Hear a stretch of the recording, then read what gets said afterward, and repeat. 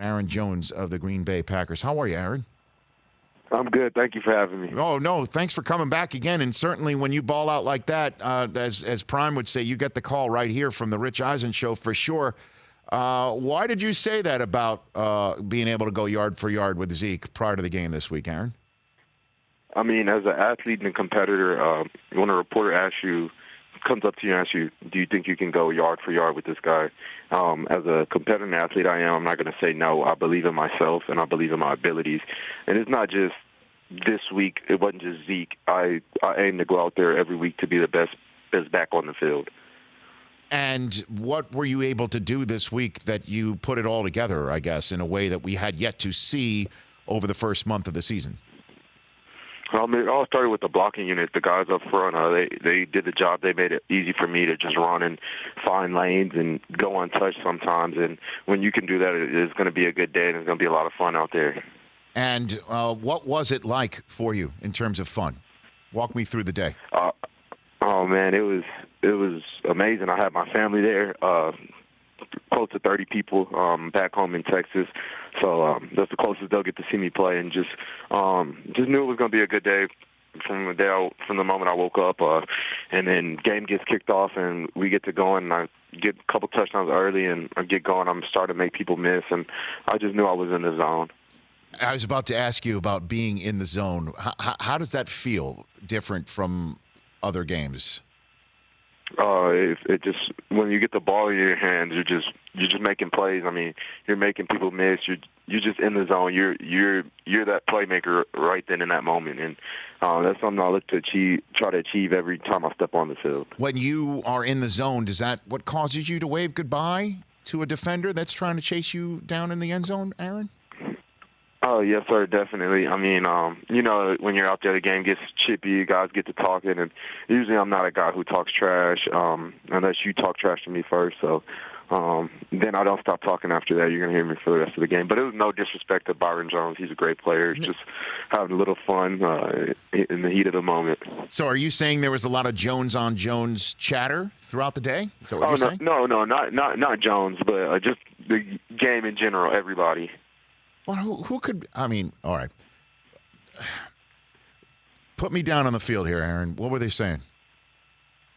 They were a little bit of everything, some stuff you can't say on air. Okay. But well, whatever's safe for work. I mean, it definitely gets chippy. I mean, you're competitors. You want to win. You're out there. It's almost like a fist fight. You're out there blocking each other, trying to get off blocks. So it's going to get chippy and it's going to get physical, and that's a part of the game. Well, no, I understand that. But, I mean, how can anybody start barking at you the way that you got off and then continued to just dominate the game, Aaron? I don't know, but it feels me. It keeps me going. It's just like adding fuel to the fire. So, I mean, I take it. Aaron Jones here on the Rich Eisen Show, and again, you played your college ball at UTEP. That's why this was a home game for you, essentially, right? Or I know you were born in Savannah. Sir. I don't know what your Texas history is, other than that you went to school there. Yes, I moved there in 7th grade, went to middle school, high school, and stayed there for college. And my family still lives there. So, because I say I'm from El Paso, that's where home is for me. That's where my heart is, and the people there show me nothing but love and respect and support. And it's a lot of Cowboy fans there, but they're Aaron Jones fans as well. So, did you shut a lot of people up? Do you think? I think I did. I told my dad, I said, hey, we got a little bragging rights when we go back home now.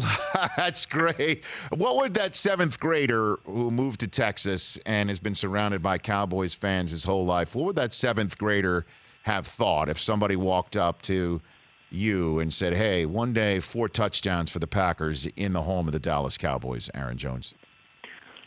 I probably would have said at the time when I was 12 years old, I probably would have said, no, I'll probably score 4 touchdowns for the Cowboys. But I love it. I'm honored and blessed to be a Packer. I wouldn't want to be anywhere else. And so now that 12-year-old kid was definitely dreaming about scoring 4 touchdowns against his favorite team growing up. So much has been mentioned, Aaron Jones, about the Packers this year and the offense and Matt LaFleur.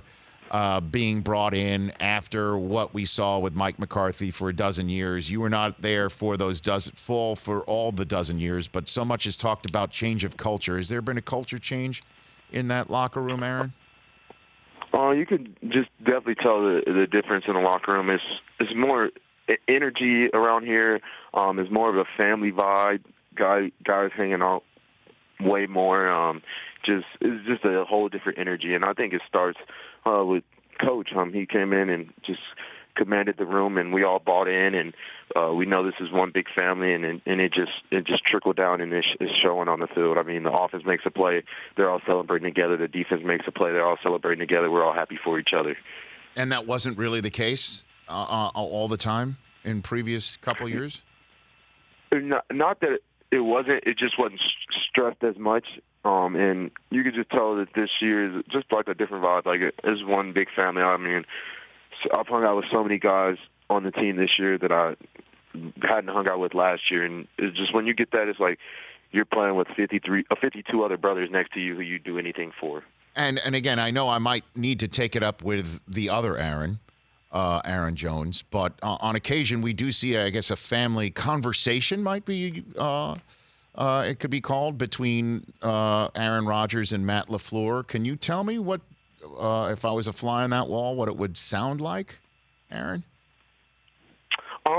It would just be them two trying to get the best play that they can be. We want to score every chance, and when you have a great quarterback like A-Rod, we have the ability to score every play. So it's just them communicating, trying to get to the right call or what they've seen on that play.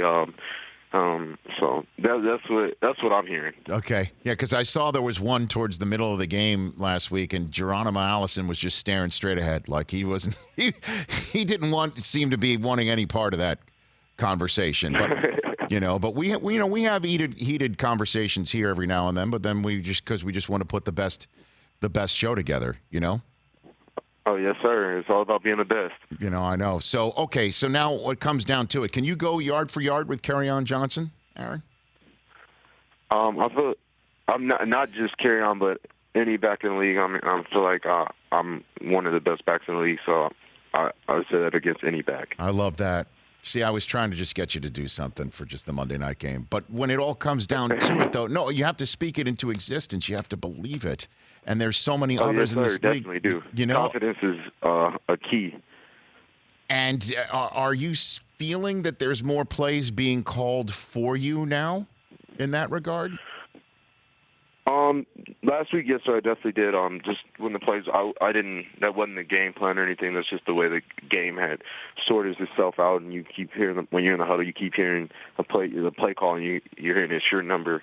You're like, okay, lock in, go to work, be the playmaker. When it all comes down to it, Aaron Jones, you had a huge game, man, and I really appreciate you calling into this show. You always have a spot here. You don't have to score 4 touchdowns every time, but I'd love to check back in with you later on in this season that has started out just dynamite for your team, and then obviously this past week for you. Yes, sir, definitely. I would love to come back on. Hopefully it's after another 4-touchdown game. Well, I mean, how about a 5-1? I mean, by the way, I'm cool with 5. I'm definitely cool with 5. I do have to have full disclosure here, okay, Aaron? Now, yes, sir. Here's full disclosure. My fantasy team stinks. I mean, it blows. It really, it's terrible. I was 0-4 coming into this week, and I could not have needed a win any more than I needed it this week.